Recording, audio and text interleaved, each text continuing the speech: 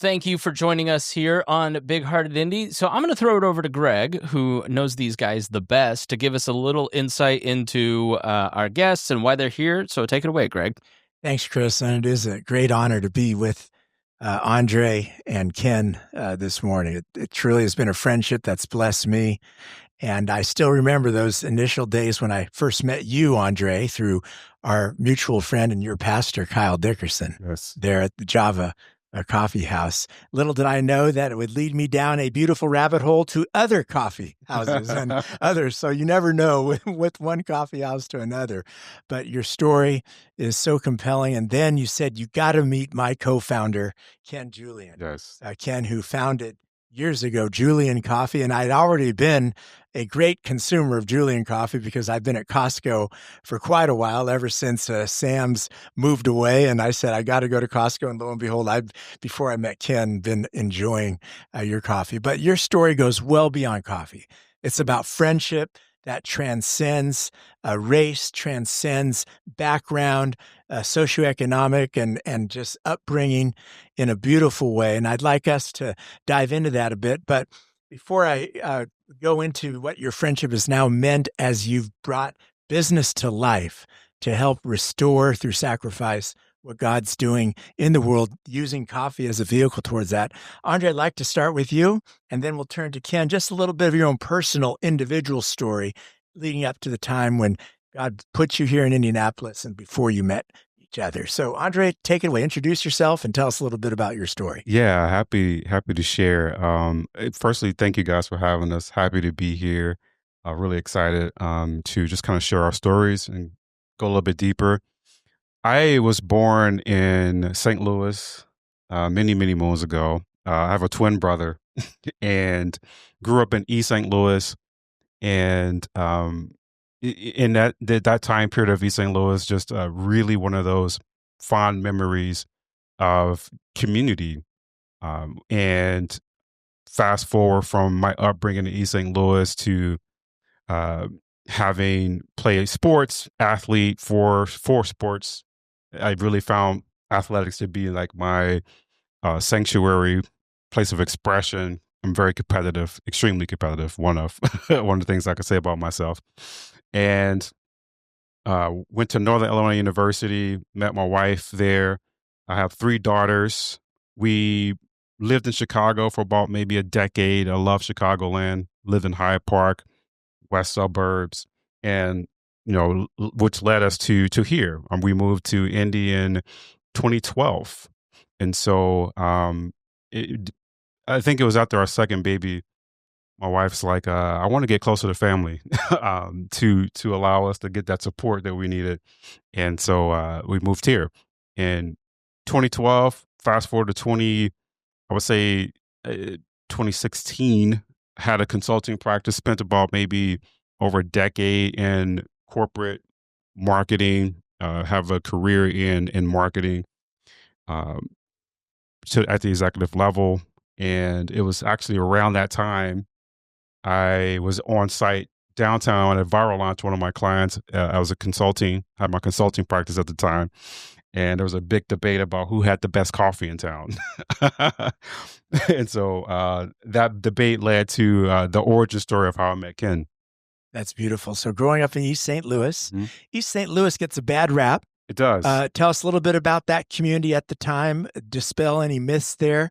You were on football scholarship, right, to Northern Illinois? No. I was recruited to play there. Okay, but didn't get a scholarship. Okay, but you played football. Yes, played football. That's right. So tell us a little about your community there, your family, what that was like, family versus and community, and then that'll bring us up to where we want to be with Ken. Yeah, absolutely. One of the things that I admire about my experience in East St. Louis is I grew up in a very spiritual home.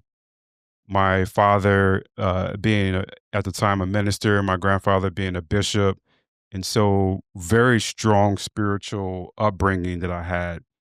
And this is old school where we in our community we always ate together as a family on Sunday. My grandmother from the South would make this big, huge meal on Sundays, and we would all come together. And that was just a ritual for us to come together and eat. And those memories of all of us, my cousins, big family, lots of cousins and brothers and sisters coming together on those Sundays in East St. Louis at a home that my grandfather built with his hands. He built that home. Took him a few years to build it, but he did it with his hands. And we were given that story of how this home that we were celebrating to be a part of was built by my grandfather, who was alive at the time, just gave us a lot of sense of ownership and a sense of grit, if you will.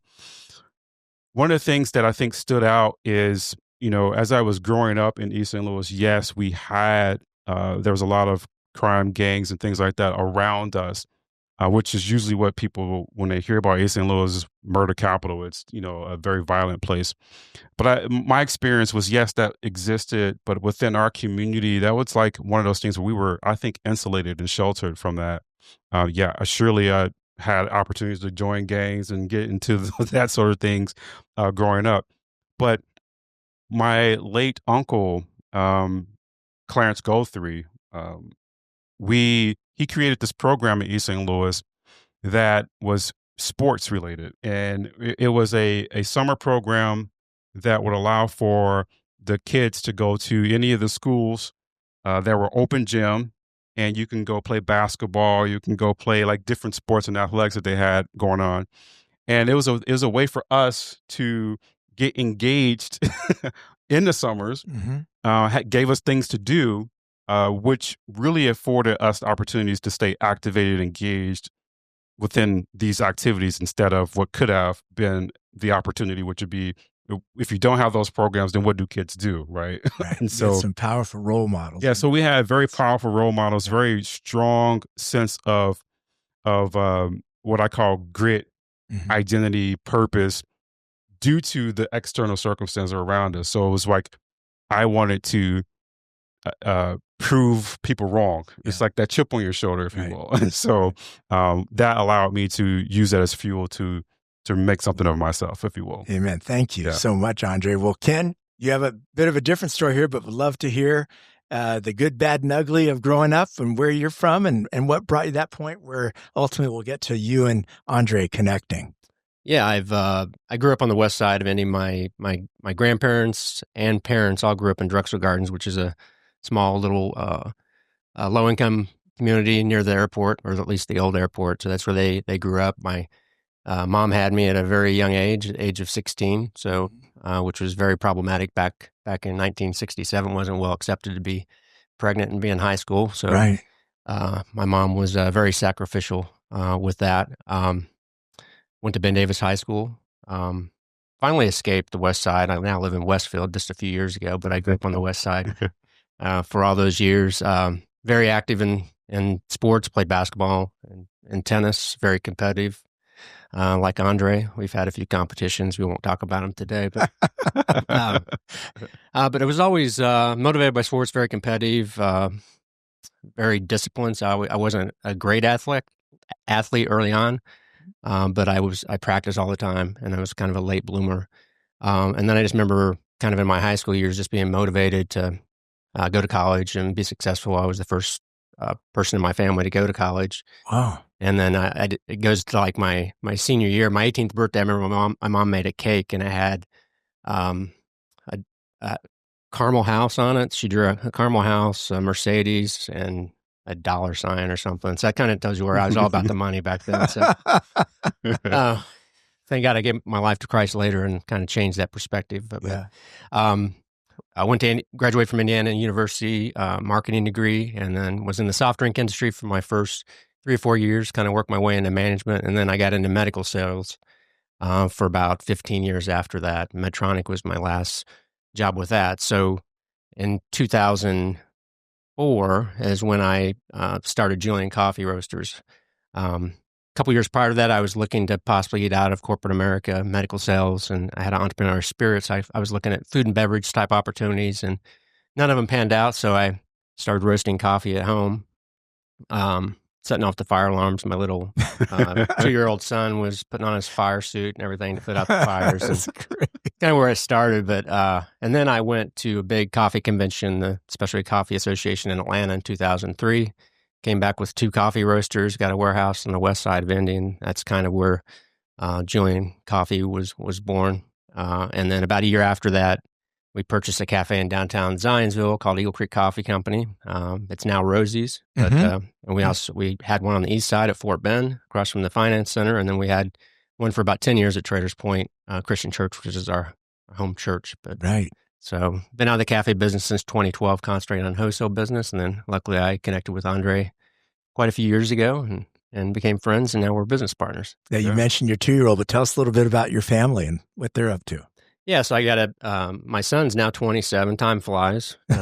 Daughter's, he's very creative. He's got a band and all that. And my daughter's 24, and she's going to have my first grandson here in the next probably 2 or 3 weeks. So congratulations. Super excited about that. And we've got 2 step granddaughters as well. Right. She works part-time at Julian Coffee. We've got a few family members working. My mom works 3 days a week in administration, and my wife works a couple days a week. And daughter's working part-time during the pregnancy, so kind of definitely a family business right now.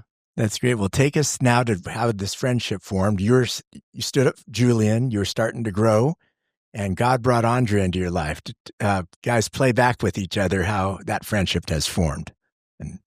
Yeah. Andre's got this story pretty well. Okay. I could go in. Absolutely. So, again, I kind of started with that. I was on site at Viral Launch downtown. At the time, this is my consulting practice, helping growth marketing, helping them with our strategy and growth marketing. And my wife, she calls me a coffee snob, or bougie coffee is what she she identifies me as. Oh, you're bougie when it comes to coffee. So I had coffee. I think I got Big Coffee Roasters at the time, and we were having this debate where who had the best coffee in town. So several people with their, mugs like, oh, well, it's, Tinker is B. And one guy said, you should try Julian Coffee. They're really, really good. It's amazing coffee, and I think it's the best in town. And so I'm like, I would like to try this Julian Coffee because I had never heard of it at the time. And so I literally leave my client's office at noon, and I traverse up to Zionsville expecting a coffee shop, or walk in, and I'm like, where's the baristas? There's no baristas here. Ken and a mutual friend of ours, Eric, was, I think you guys were literally just did like a workout or something like that. Back. The roasters are going, and he's walking up, and Eric's got his little towel. He's like wiping sweat off. I'm like, what kind of place did I just walk into? And so Ken goes and says, well, we're not a coffee shop, but I can get you a cup of coffee. And so I told him, I said, well, there's this big debate about this being the best coffee in town, and I want to try this coffee. And so he gives me I think it was Ethiopian yogurt chef is what he gave me. And as I'm drinking this coffee, he says, you want to go take a tour? I said, absolutely. I've never been into a roaster before. And so we do this tour, and he's telling me about his origin story. I'm drinking this coffee, and I was like, wow, this coffee is really good, right? I'm really blown away by it. And he's sharing his why with me, his purpose, the purpose-driven component of why he built Julian in the first place, and how he gives back to organizations like Will and Mission. And when he starts talking about that, my heartstrings are like moving. I'm like, wow, this guy's got purpose. This guy's got, a core values that align with me. And so it was at that moment that we kind of really hit off this deep connection. He started sharing his faith, and I'm like, what? and not really shy about it. And so, and even at that season in my life, I was needing that. I was needing to see someone kind of not shy away from that, because being a corporate, that's just not quite the thing to do when you're in board meetings, right? Let me share my faith, right? But so yeah, it was in that moment that it really started to blossom into this, what is God doing here, right? And so that's the origin story, how we met. So Ken, I think I struggle, many of my friends struggle with developing purpose or losing purpose and trying to refine purpose. As you got involved in that, was that something that was always clear to you? Did it kind of get refined? Or tell us about, how you centered in on your purpose. And then, sometimes it seems like purpose sometimes costs you money. And how does that fit in with, making a profit and keeping the doors open? Yeah, so I was I grew up in a conservative church from the early days. My mom remarried, and I went to fairly conservative church and didn't really grasp that. But so I gave my life to Christ at Traders Point probably 24 years ago. So obviously God had been working on me for quite some time, but that kind of changed my heart. And then I started the roastery in 2004. And just a few years later, I met a gentleman, Dr. Alan Hant, who lives here in Indy, but he had a mission in Boquete, Panama, which actually was in the coffee growing region. So I took a trip with Traders Point with a group, and it just absolutely just changed my heart to be up there with the people, that the Guayami tribe that's there picking the coffee, and very impoverished. A lot of crazy bad things going on within the communities and stuff, but Alan Hant was helping them, and it just changed my heart. Came home, tried to explain that to my wife and young kids.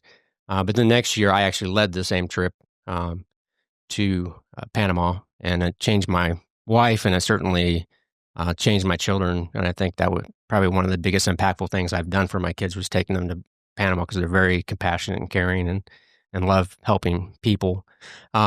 So that kind of changed my perspective with Julian Coffee. At the time, I had Java for a Cause, which allowed you to choose your coffee and then maybe pick a charity that would go along with that. And then several years after that, I came up with Purpose-Driven Coffee, where I wanted to give back to some local charities, and then end up being some charities outside of, say, Wheeler Mission, a Recovery Cafe, which is addictions and homelessness downtown Indy as well. Mm.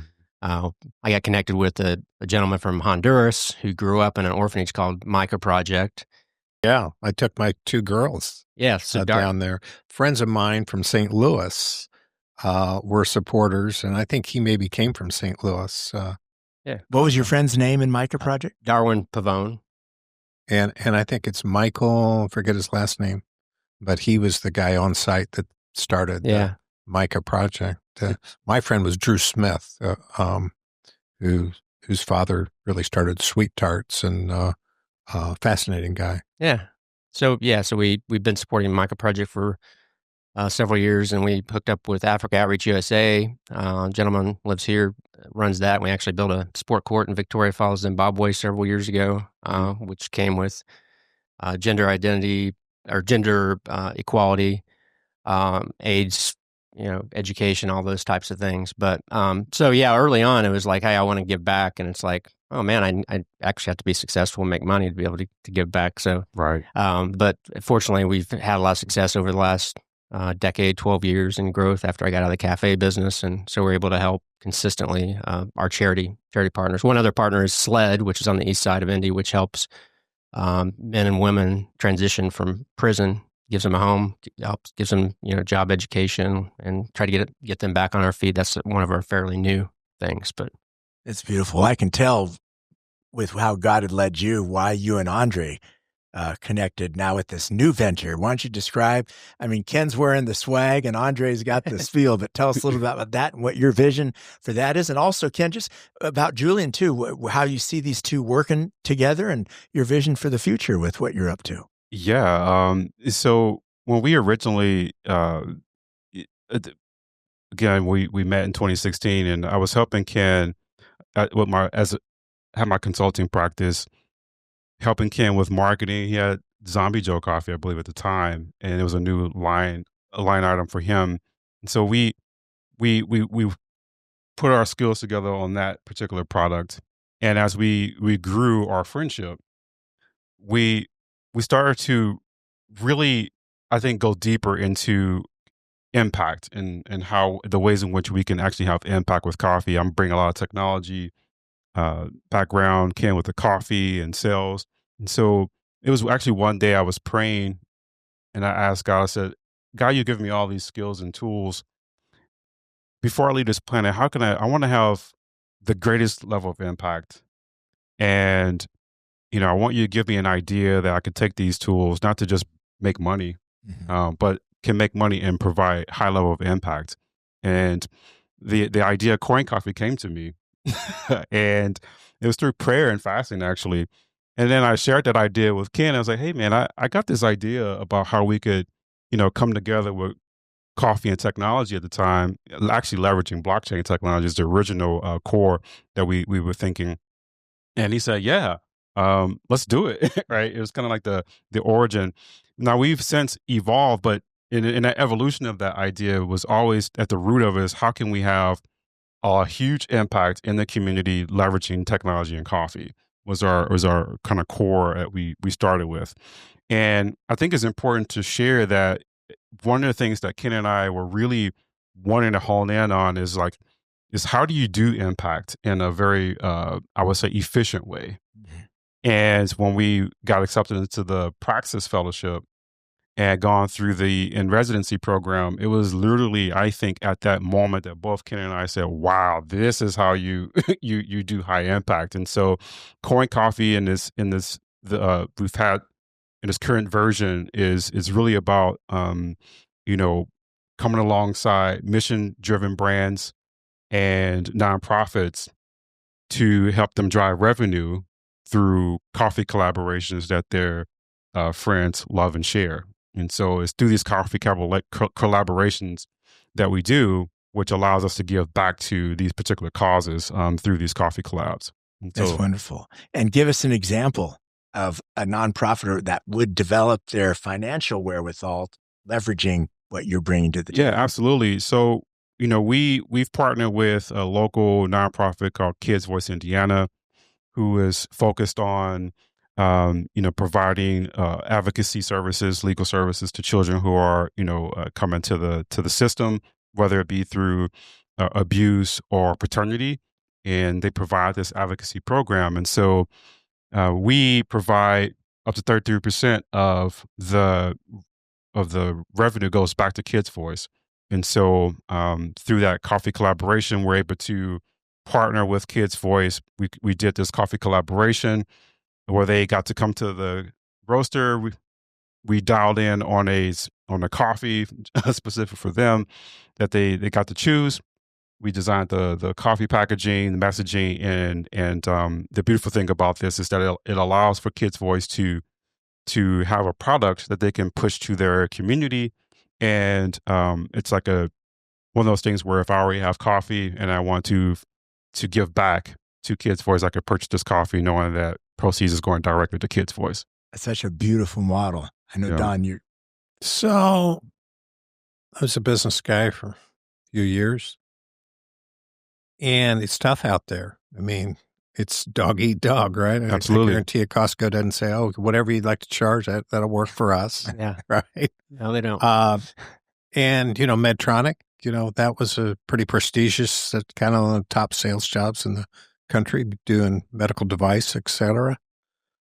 So maybe I'm a hard-hearted guy. And how do I develop a softer heart for the purposes or the things? What could be the catalyst to that? Did you want to answer that one?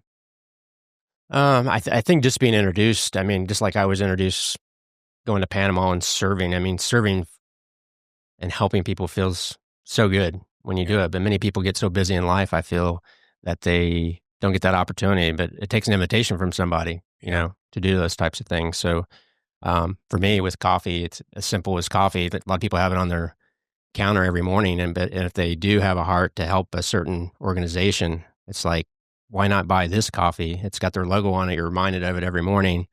And literally every sip of coffee that you take is benefiting that organization. Mm-hmm. But I just think it's just being introduced to helping people. People are in this world just so self-centered.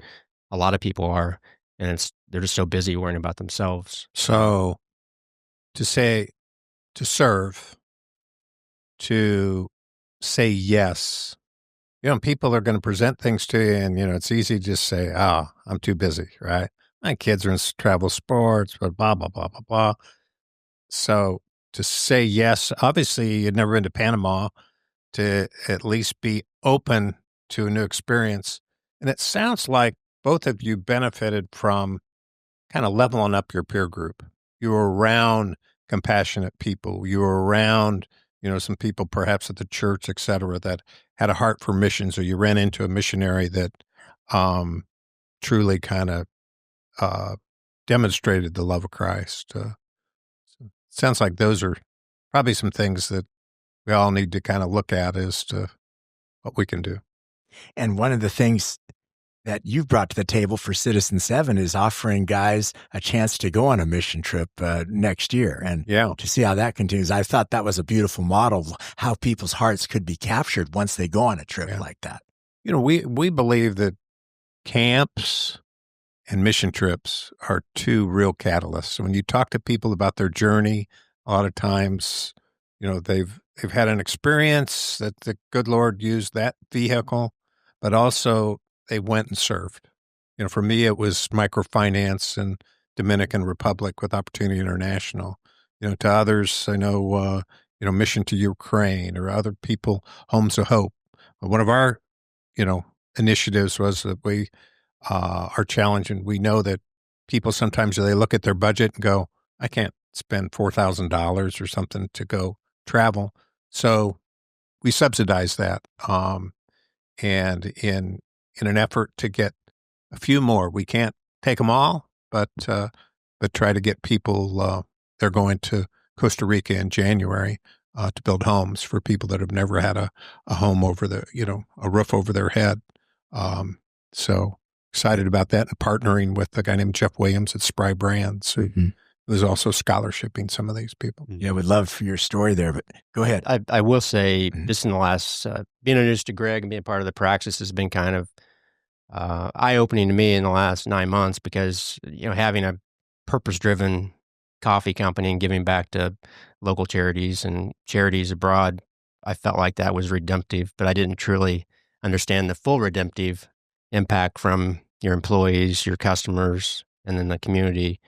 So I'm kind of grasping that now. I mean, that's a huge opportunity. Over the years, we have had opportunities for our employees to go down to Wheeler Mission and serve. So I think simple things like that, sharing those things with your employees, and maybe give them an opportunity to serve when maybe they're not going to church, they don't see those opportunities, and just that one time that you take them, it can change their heart when they're serving the homeless and they're saying thank you for being here and all those things. Because that, when I look back at the mission trips, that was one of the biggest impacts for me, was everybody thanking me, all these people getting on the school bus going to church, and the kids hugging me, and people just thanking you for being there. Just being there was enough, let alone the things you were doing while you were there. So practice. So that sense of presence, I think sometimes we take for granted, text is great, Zoom is great, but to physically be present and say, this is important enough, you're important enough, I want to be present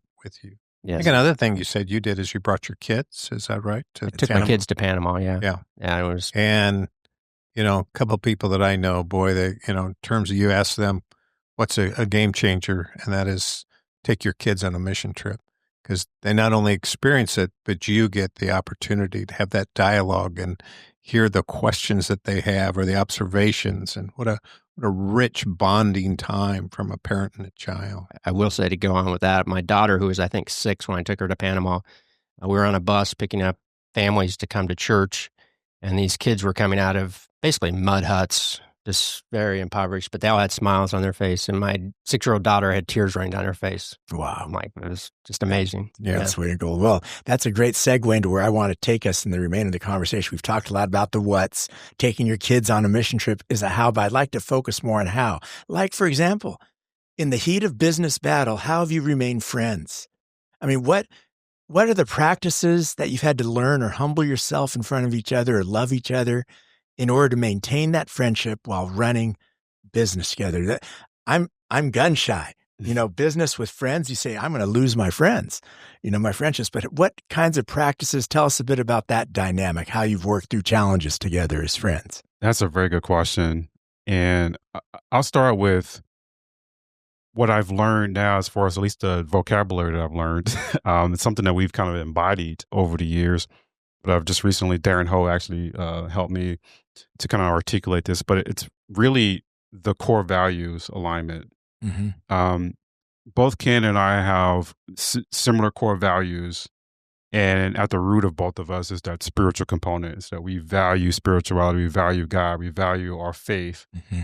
And that's our anchor in our relationship. And, you know, we joke sometimes that we like to start a podcast called It's Not Always Black and White.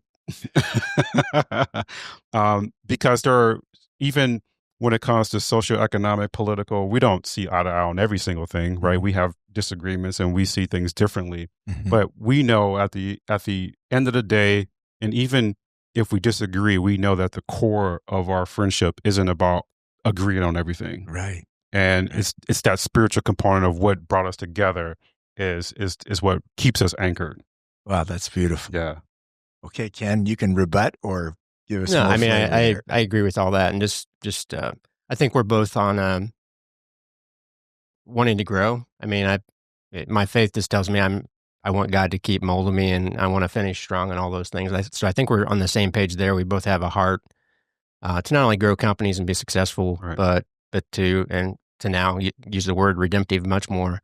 Just have an impact. You know, you don't have to be out on the street preaching to be a disciple. You can be a disciple within your businesses, with your customers, with your community. Right. And I think we're both on that same growth pattern. We want to finish strong, take care of our families, but have as big an impact on our families and communities and the world as we can before we go home. Yeah. Talk about that impact and growth. What's your vision over the next 2 to 5 years for Julian, for CoinCoffee, for your togetherness? What does that look like? And how can we help? Yeah. You know, we are really hyper-focused on having what we, as you articulate, our impact within the community. I'll just share our story, right? Just two stories. One being two friends. One I hadn't talked to, just found out he was battling cancer, and I just kind of showed up at his house, and walking in unannounced, showed up at his house, and you know, my heart broke because of the condition he was in. He's recovering, and in that moment, I'm thinking, I'm looking at my friend in a condition that just broke my heart. And one of the things he said to me was, you know, I got to figure out how I'm going to earn money, you know, loss of income. And then another friend who, similar situation, had a health issue, out of work. Also, I got to figure out how I'm going to earn money. And so, and I think in those moments, it's very clear to me that the impact that we can have is those who are closest to us. And when I think about CoinCoffee and the opportunities to grow this business, it's really real to me. The Kids Voice and other partners that we've onboarded, you know, we brought on Guyan Creek Middle School, Pike Township schools. Fantastic. Who are looking to collab with us to do, you know, fundraising for them, help with this coffee collaborations. And to me, the stories that I'm hearing are real stories of children who don't have food or children who don't have clothes right here in Pike Township. Mm-hmm. And when you talk about lighting a fire under you, it's like, I want our business to grow such that the level of impact we can have are real, tangible right here at home. And so that's kind of like the fire behind when I think about forward is, you know, we want to grow our partnerships with value-aligned mission brands or value-aligned nonprofits who are having impact here locally and also abroad. But we're really looking at how can we have a big impact on Indy right here in Indianapolis. And so if you are a mission brand or a nonprofit looking to fundraise and you're like, we need a new creative way to fundraise, give us a call, you know, come talk to us. We'd love to open up, at least share opportunities of ways which we can grow and collab together. Well, Chris is going to post all your info out there, but go ahead, Chris. Yeah. So like, what are those first steps? What does that look like? How does it function for the organization? Give us a... So yeah, absolutely. Right now, when you look at the way in which we do it, it's very simplistic. We have a form on our website that you can go to if you want to become a cloud partner. Look at our mission and values. You know, if that aligns, that's first and foremost. That's how we lead and show up. Is there a core value alignment? Right. Check that box first. Secondly, do you have how much are a goal that you're trying to raise as far as fundraising? And then we'll get that first meeting, schedule a meeting. we'll try to do a little discovery, uncover what is it you're trying to solve. And from there, the most important components of it is that we've done all the legwork and are creating our MVP, if you will. And so right now, there's no upfront cost for nonprofits to do a collaboration with us. Wow. We do all the fulfillment on the back end. We create a landing page, and we go a little deeper into the messaging and what is it you want to share to the community, to activate the community. And we come alongside you as a nonprofit to do a coffee drop. Mm-hmm. I've been working hard trying to find a reason why any nonprofit wouldn't want to do that. I haven't found one yet. Yeah, it's really an amazing new model, and this is a recent development. Yeah, absolutely. We call it Collaborate by CoinCoffee, and that was birthed out of Praxis, our fellowship that we've done. Again, as Ken articulated, we had the framework of how we wanted to provide impact within the community, but you guys gave us a toolbox to really say, here, this is what's redemptive about CoinCoffee and how you can really go into the community. Such amazing mentors that you guys provided us to just really hone in with clarity. So we were so deeply grateful. And we kicked it off at Don's place. Yeah, we did. It was actually at Don's place, and we kicked it off. How about Julian Coffee and your support of Coin? Just tell us a little about your vision for the business. Yeah, I mean, just to go back with the fundraising side of it, nonprofits, I think there's a huge opportunity. Obviously, working with Pike Township, a public school, but the private schools are the ones that have very difficult times raising enough funds. Many of them Christian schools, and this product that we're able to provide for them, it's got their information, it's got their logo, it's supporting it, it's their coffee, it's packaged, it's their coffee, and many of these schools are selling gigantic tubs of popcorn and cookie dough and all these things that people don't want to buy, but they buy it because they want to support the school. Right. And in reality, we have a product that they probably already have on their shelf. They're drinking coffee already, and now, like I said earlier, it's going to be that school's logo on there, and they know every morning when they have a cup of coffee. So I think that's very impactful. But absolutely, so I think Coin is just an extension of Julian Coffee and the purpose side of it. We're just kind of now focusing it in on not-for-profits and schools. And I think there's a huge opportunity because, like I say, there's some really crummy products that sell millions of dollars a year of it just because people want to support it, trash bags and cookie dough and all those things. I think we have a high quality product and we can help them brand it. And it's not just a one and done thing. Why not? If you're having a fundraiser in the fall, why not have it available year round? That's right. Because these people are drinking coffee year round. They don't want cookie dough year round, but they may want a good coffee year round. Yeah. So the economy, lots of folk are pretty challenged, right? With a lot of disruption with whether it's AI or e-commerce, et cetera. What's the real challenge for you guys? That's actually a good question. I think that, like we just talked about tariffs, that's definitely a challenge for us because coffee prices are going up. Brazil and Colombian. That's real for us. Also, another challenge is awareness. Just not enough people know about CoinCoffee and what we do. And so we're working hard to build that awareness. And, as people become more aware of these are coffee collaborations that are done by CoinCoffee in collaboration with Julian Coffee, you get premium coffee. And then know that, oh, wow, the proceeds is going to this organization. I can feel good about, that the proceeds are going there and have an impact. And so those are our two biggest challenges. We're also looking for angel investors. And so we want to extend our runway. So that was our ask at our Praxis showcase. Right. We did our pitch deck, and at the end, hey, we're raising capital. So if you're an angel and you want to come alongside the work that we're doing, we'd love to have a conversation. And tell us where you would deploy those funds. We're deploying those funds on marketing. We want to really get, again, our challenge is amplification and awareness. And so we want to get as much organizations locally to know about what we're doing. And so we would deploy that capital to our marketing budget to get that awareness and technology stack, because we do want to develop an app to make it easy and simple where someone can do a fundraiser very quickly to spin up a cause. Fantastic. Mm-hmm. Well, Chris is going to be amplifying your story as we get this story out here.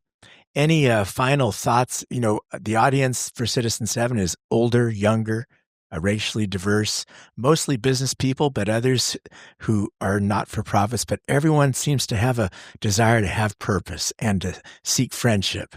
male friendship. What advice or parting thoughts would you have based on your experience with each other as friends and as business partners that you might challenge, especially the next generation with that seem to be more lonely than ever before and looking for that? What kinds of tips would you give our audience here? I'll go just recently because this is in recency in my brain. Kurt Thompson that we just saw last week. Sure. Join a confessional community. Okay, tell us more about that. One of the things about confessional communities is really being vulnerable. Community of men, women that come together to, again, the confessional idea of it is to have community that it's about vulnerability. And in that vulnerability is deeper connections, especially when there's a core value focus. And so, for an example, for us, is Praxis, which is I would call a confessional community of business entrepreneurs, right? And Citizen 7, also is the same. And when you're a part of that, at least from my experience, I felt that loneliness as a founder prior to joining Praxis. Outside of my friendship with Ken, it was who else, right? We didn't know. And becoming members and fellows, a part of Praxis, Citizen 7 opened us up to so many others who either, whether it be mentors or whether it be, men, women who are at different stages of the career, that core value alignment within these organizations has been like an unlock for me to know that there are others out there who are serving, who have a heart to serve, who have a heart to have high impact within their business. And joining that has been a game changer for me within my, just as an individual. Wow. Yeah, it's been huge. So I can't thank you enough, Greg. You're welcome. For all the people within. I'm here because of Don. I'm going to ask Don a question, but Ken, anything to follow up? And I'm going to ask Don a question about this. Yeah, ditto on what he just said. I'm on board with that 100%. It's been life-changing just the last 6 to 9 months that it's been. But I think God puts people in your lives for a reason, puts them in front of you. And sometimes you often just let it pass. I mean, I just think back to when Andre came in the doors. I could have just given him a cup of coffee, walked back to my office, and we wouldn't even be sitting here today. And so I've learned as I get older and mature and to be more intentional when I'm meeting people. You talk about people being lonely. It's because they're stuck in their phones and they're on social media 10 hours a day, all the anxiety and things. Be intentional about the people sitting in front of you. They can be lifelong friends. They can be world changers with you and all those things. So I'm much more intent on when people come in front of me, whether they're strangers or all that. So, and I appreciate that. I think that's where the growth comes is being open to the people that God puts in front of you. That's right. Well, I felt that love when I first met you in the conference room there upstairs. Both of you, you're very welcoming and keep going. That's so beautiful. Don, I know you have a question, but I was going to ask you, we have sort of our desire as older guys to see young guys come together in small groups and authentic, vulnerable relationships like this. Would you share a bit of the vision that God's given you as we've sought to propagate that and stand that up here in the community? Greg and I have been in a group with guys for maybe 18 years that is really not a Bible study, but has devotional and prayer, but really was about going deeper and doing things what we call updates. So if you and I spend time together and I give you 5 minutes, what's the best thing happened in your personal life and why? What's the worst thing? What are you dreading and what are you looking forward to? Personal, professional, and family. Well, oh my gosh. You could be sitting next to me and I really am dying, right? And like, hey, I want to let you know, my daughter's been trying to get pregnant and, my heart breaks because she can't. Or somebody else says, hey, I was just with somebody yesterday and said, hey, got 2 kids that are married and such and such. One daughter, 31 years old, absolutely lovely, delightful, praying for, in other words, people were sharing their hearts, their disappointments, but also their joys. And so I think our goal, our hope is with meetups and those kind of things, that's kind of it's kind of like with a big church. Okay, that's the start of the party, right? Yes. It's not the end of the party. And so, our hope is that we can create these groups of 7 or 8 people that people in our scenario, we have a pledge of confidentiality. So I could share with you that I'm really struggling in my marriage, struggling in business, etc. And it can't go to your wife. It can't go to anybody. And so it's an incredibly trusting place of folk that are present and that are showing that they really care. Yeah. Thank you. Because Well said. And, I love it. I will say onto that, it's been hugely impactful being a part of Praxis and all the just all the sharing.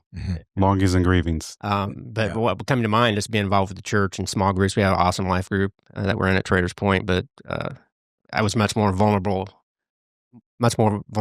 in these groups, yes, which was hugely impactful. Spending a day in those, like with Kurt, I was worn out at the end of the day, but it was like, it was awesome, you know? And then you go home and try to explain to your wife what an impactful day it was, and it's hard to put into words. We got to wait about 24 hours and let it all. But it's just an awesome thing.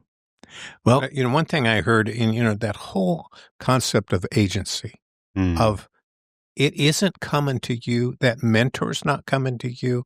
If you hadn't invited him back to take the tour, things wouldn't have happened. Right. Someone told me, I love this statistic, so that 89% of the people enjoy a birthday party or a party, like to go to one. Only 12% of the people are willing to throw one. Those stats don't match up, right? And guys, at least, I'm telling you, there's guys that I love that unless I call him, the next time I'll see him will be one of our funerals. Because guys a lot of times don't take the step of, I'm going to own this friendship. I'm going to own this for the quality of it versus, he never calls and such and such. Hey, what kind of friend is that? So I would just encourage, our listeners to make the first move. Yes. Well said. Okay, Chris. All right. Well, thank you all for being here. We appreciate you both coming in and being a part of this. Thanks so much. Thank you. Thank you. And thank you for watching and listening here to Big Hearted Indy. We've got a couple things coming up. Our C7 panel discussion on how to support youth with their mental challenges. That'll be on November 13th at 6 p.m.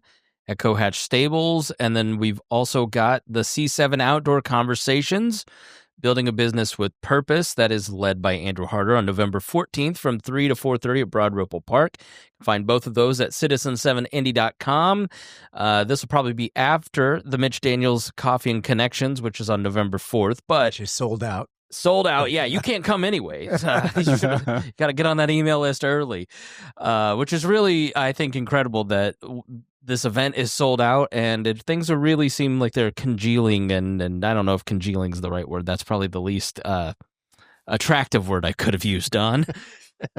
But I think it's encouraging now as you look at this calendar of events to see a lot of things starting to come together. Well, we do have some mojo. There's a lot going on. That's right. Well, I'm going to bring some more mojo in. I haven't announced this because it just came to me, but, Citizen 7 is not an organization. We aren't a nonprofit. But what if we had a coffee brand? Let's, a movement coffee. That's right, because we do need resources, and this is a no-risk opportunity to take Citizen 7, what we're trying to do, make it sustainable. And so I want to talk to you guys more about that. I hope that leads our audience to tell your organizations that you're involved with, both here and abroad, about this wonderful no-risk opportunity to really amplify your mission and your story and provide, a growing coffee enterprise, creating jobs and creating this movement, which to me is really a wonderful movement of God in our time. So thank you, Andre. Thank you, Ken, for your friendship with each other that's poured over into me and now into all of us. And I personally just want to tell you, I really look forward to walking with you and partnering with you in the years ahead. God willing. Absolutely. Thank you. Thank you so much. All right. Thanks for watching. If you got something out of this, please share it. That's the best way for any podcast that you listen to grow, but especially this one. This one is word of mouth, and we appreciate your shares, likes, follow us on all the different social media channels and on YouTube. Thanks so much. We'll see you again next month.